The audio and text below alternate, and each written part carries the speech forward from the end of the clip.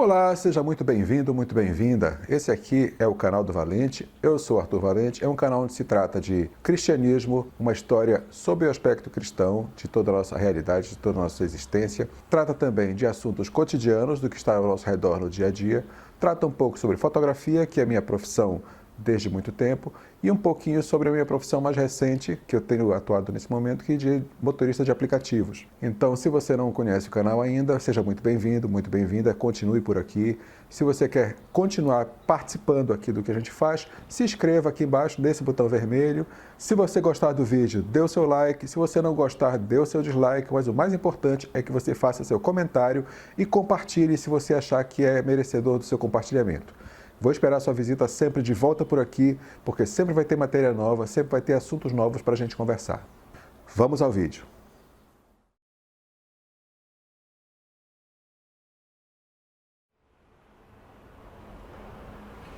Olá, fico muito feliz de ver você novamente aqui no canal.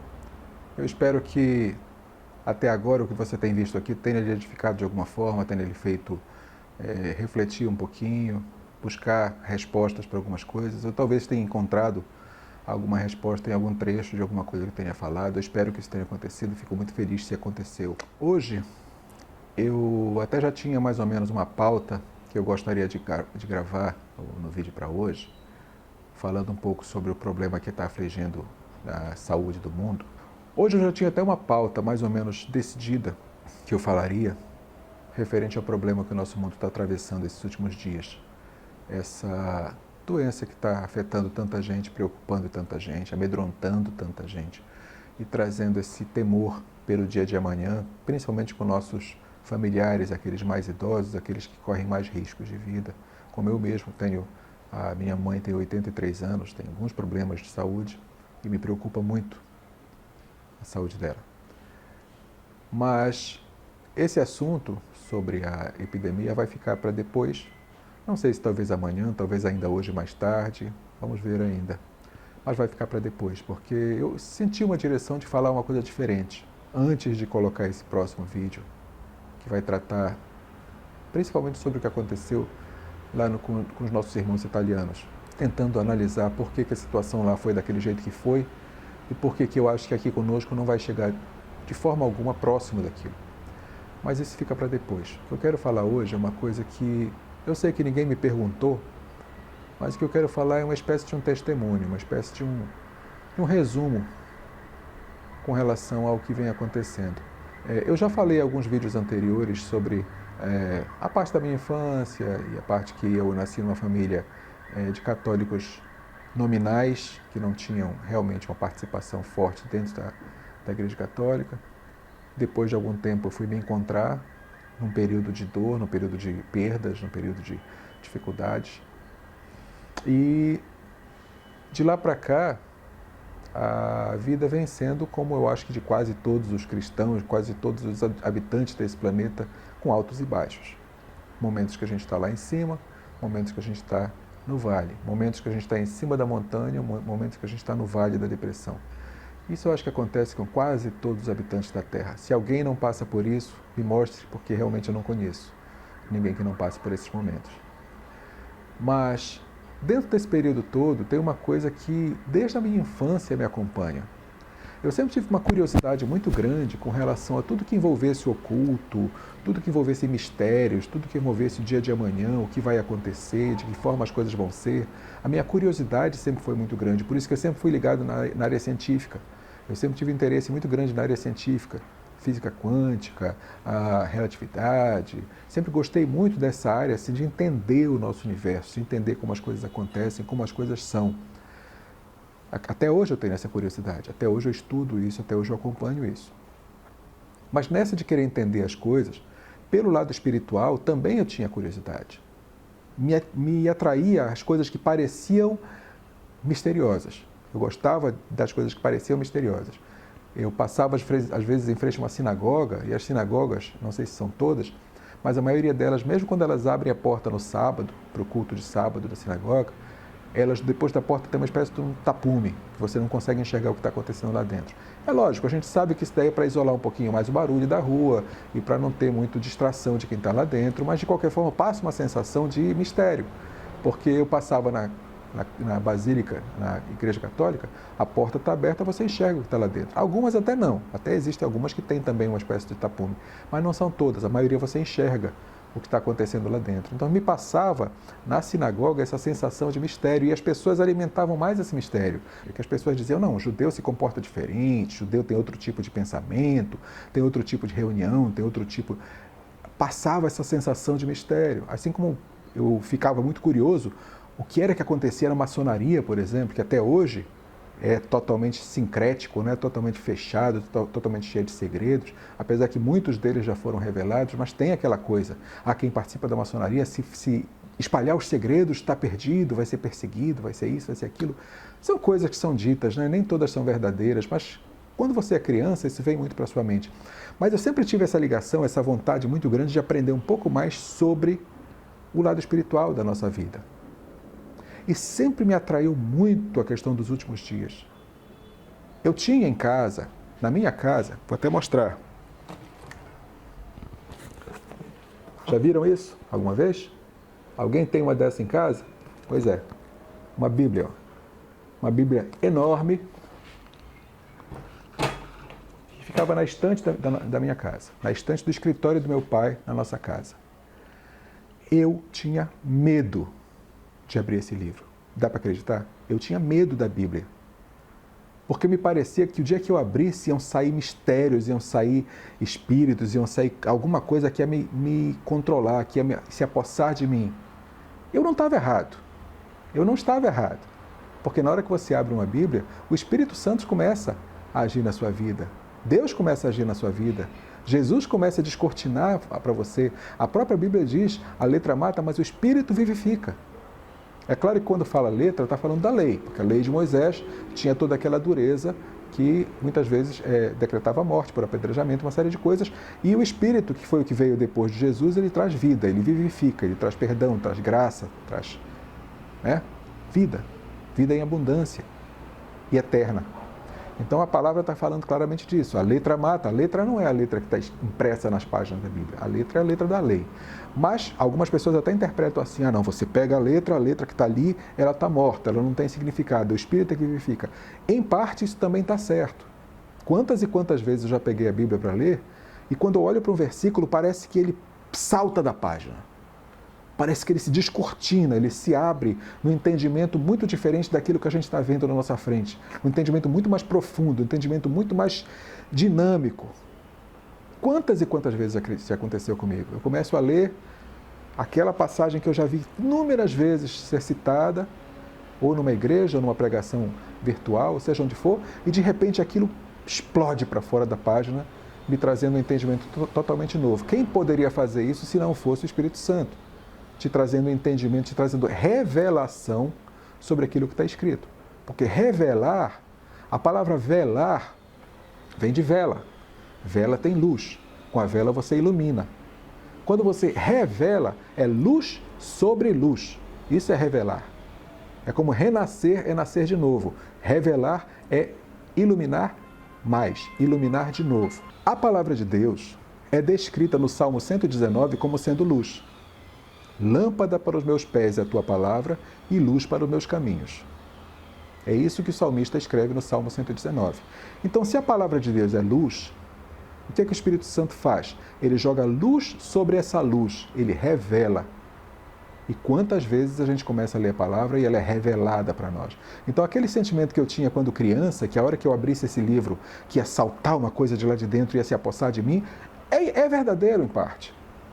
Mas é uma coisa tão boa. Eu nunca deveria ter medo disso, porque o que vai se apossar de nós é o Espírito Santo de Deus. Não é nada negativo. É porque a gente pensa às vezes esse tipo de coisa, principalmente quando é criança e mal orientado e mal direcionado. E no final dos tempos, no livro do Apocalipse, apesar que fala de uma coisa maravilhosa, maravilhosa para qualquer um de nós, que é a volta do nosso Senhor, e a gente poder passar a habitar do lado dele na glória para sempre. Esse é o sentido do Apocalipse, que depois que a gente passar por aquela fase toda de tribulação, nós vamos habitar com o nosso Deus, nós vamos ter bodas com o Cordeiro, nós como noiva de Cristo vamos desposar o Cordeiro e se tornar participantes do reino para sempre. O resumo do Apocalipse é isso. É uma coisa maravilhosa. Só que para chegar nessa fase, tem uma fase terrível de sofrimento, de tribulação, de dor, de angústia, antes de chegar aí. Eu tenho o entendimento, na minha interpretação do Apocalipse, de Daniel, de Tessalonicenses, várias passagens bíblicas que falam desse assunto, eu tenho o entendimento que a igreja que está aliançada com Deus, que está agarradinha no pé do Senhor, vai ser tirada dessa terra antes da fase pior. É o chamado arrebatamento. Porque a palavra fala de 2 momentos de Jesus nessa volta. Um momento que ele vai estar nos ares e vai receber a igreja dele nos ares junto com ele.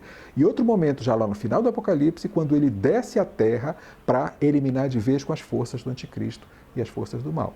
Então são 2 momentos que falam da presença de Jesus no meio de nós, agora nos tempos do fim. E eu tenho uma fé muito grande, esperança também, é lógico, que esse arrebatamento aconteça antes que a coisa se torne muito pior. E aí quem subir não vai passar pela fase mais difícil, vai ser poupado dessa fase mais difícil. Infelizmente, quem não subir, se depois que aconteceu o arrebatamento, se perceber e resolver se entregar para Jesus, pode conseguir, eu creio que ainda pode conseguir herdar a salvação, mas depois de passar pela tribulação. E aí não vai ser nada fácil. Tem uma série de livros, ficção, de 2 pastores norte-americanos, muito boa que eu li sobre isso. Não concordo 100% com o que está lá. É ficção, é baseada no Apocalipse, mas é ficção, tá? Então tem muita coisa ali que não é totalmente assim, ipso literis o que está no Apocalipse, mas é uma série bem fiel ao original, uma série chamada Deixados para Trás. É uma série que tem 16 livros no total, tem filme feito sobre isso. Assim, para quem já leu, sabe o que eu estou falando. E lá nessa série a interpretação é essa, que a igreja fiel, os vencedores, que o Apocalipse chama, serão retirados dessa terra antes de chegar o tempo pior de tribulação. E que no final, aqueles que perseverarem até o fim serão salvos também. Só que depois de passar por muito sofrimento. E lá no livro tem muita coisa pesada que as pessoas passam. Se aquilo que está no livro, por mais que seja uma ficção, como é inspirado na palavra de Deus, se for realmente se acontecer daquele jeito, eu sinceramente não gostaria de estar aqui durante esse período. Mas é Deus que sabe. Ele que vai responder. Mas o fato é, o que eu comecei esse vídeo pelo motivo de contar o que está no meu coração desde a minha infância, na minha inocência infantil, na minha falta de conhecimento, na minha imaginação infantil, eu por algum motivo sentia no meu coração que quando chegasse esta fase da história, que a igreja e o mundo estivessem passando por esta fase da história, eu teria alguma coisa a fazer. Eu não sei se isso veio de Deus. Não estou tentando dizer que isso era revelação, ou visão, ou premonição. Era só um sentimento no meu coração infantil. Mas era um sentimento que me acompanha até hoje. Que nesse momento eu teria alguma coisa a fazer para o reino de Deus. Isso eu continuo achando isso. Eu ainda não sei exatamente o que é. Talvez um vídeo como esse, se uma única alma, assistir um vídeo desse e for salva, essa missão está cumprida. É claro que eu gostaria que fosse muito mais do que uma, mas se uma só, já é cumprida a missão. Então, se é isso, eis-me aqui, Senhor, usa-me a mim. Minha vida está nas tuas mãos, para usares como tu quiseres, para trazer o teu reino sobre essa terra. Eu coloco nas tuas mãos, coloco nas mãos do Senhor, para que tudo o que tiver que acontecer, aconteça. Agora uma coisa, que eu não sei se você já parou para pensar nisso, mas que eu observo há muito tempo, desde que eu me converti. Eu tenho convicção que nós temos um inimigo das nossas almas. Assim como nós temos Deus que nos amou e entregou o próprio Filho por nós, nós temos uma criatura, uma entidade, que é o nosso inimigo, que tem vários nomes. Chamam para ele por vários nomes, mas é o nosso inimigo. E o que ele quer é exatamente o contrário do que Deus quer. Ele quer a nossa perdição, ele quer impedir a nossa salvação. E ele não fica feliz quando alguém se levanta para fazer a vontade de Deus. Ele fica irado, ele fica irritado, ele fica, pode-se dizer até, endemoniado. Se fosse possível, o próprio demônio fica endemoniado. Mas ele não gosta quando a gente se levanta e começa a querer fazer a vontade de Deus. E eu estou sentindo isso muito claramente, muito pesadamente na minha vida esses últimos dias. Porque a minha vida no caminho de Deus já vem de longa data, desde 1994, já tem um bocado de tempo. Mas sempre naquela montanha russa, altos e baixos. E quando você se aliança, quando você decide fazer uma coisa de verdade pelo reino, você se torna alvo desse inimigo. O soldado que está dentro do quartel, atrás de uma escrivaninha, sem fazer nada, sabe, só escrevendo relatório, não dá trabalho para o inimigo. O inimigo nem se preocupa. Agora o soldado que pega a sua arma, que pega a sua espada, que pega seu escudo, que bota a sua couraça, seu capacete e vai para o campo de batalha, esse dá trabalho para o inimigo, esse chama a atenção do inimigo e esse é atacado pelo inimigo. Esse se torna alvo principal desse inimigo. Então eu estou falando isso aqui agora porque eu tenho sentido isso na minha vida. Eu sei que muito maior é o que está em nós do que o que está no mundo. Eu não estou dizendo que a gente deva baixar a guarda, desistir, baixar a cabeça, o rabinho entre as pernas e ir embora. Eu sei que nós temos a vitória porque o nosso Senhor não conhece derrota. Mas quem se dispõe a ir para a batalha, tenha consciência que vai ser atacado fortemente. Eu tenho sido atacado muito violentamente esses últimos dias. Mas muito. Em todas as áreas. Não vou entrar em detalhes aqui, que meu objetivo não é fazer chororô, não é fazer mimimi. É só abrir os olhos das pessoas para o que acontece no mundo espiritual, na batalha espiritual. Então, se eu estou sendo atacado, eu tenho meu Senhor para guerrear por mim. Não estou aqui querendo pena nem misericórdia de ninguém. A misericórdia que eu quero é a dele. A graça, a vitória que eu quero é dele. E eu sei que ele não falha. Mas eu quero mostrar para você uma realidade. Essa batalha toda que está acontecendo no mundo inteiro nesse momento, ela é espiritual. Tem consequências no nosso mundo material? Claro que tem. Mas a batalha é espiritual. Se nós vamos ganhar essa batalha, vai ser nas regiões celestiais. Em oração, em jejum, clamor e com o nosso Senhor ao nosso lado. Mas saiba você, se você sair da sua zona de conforto e confrontar o inimigo, ele vai contra-atacar. E ele não tem escrúpulos. Ele não tem limites. Ele vai usar de todo tipo de golpe sujo para tentar te derrubar. Mas a palavra é clara quando ela diz: aquele que perseverar até o fim, este será salvo. Eu quero ser salvo, você quer? Então, se você já tem aliança com Deus, persevere. Persevere em oração, persevere em jejum, persevere no estudo da palavra, persevere pregando para todos que você conhece, sendo um missionário entre seus parentes, até mesmo na clausura da quarentena, seja um missionário dentro da sua família, um vizinho que você encontrar, o que for. E se você não conhece ainda, se você ainda não teve a experiência de entrar para esse reino, de ter a salvação na sua vida, faça isso, mas faça logo. Os dias estão se aproximando cada vez mais. E a palavra diz lá no livro de Amós: buscai a Deus enquanto se pode achar. Invocai-o enquanto ele está perto. Porque vai chegar um momento, gente, que ele não vai estar mais perto. Vai chegar um momento que ele não vai ser achado.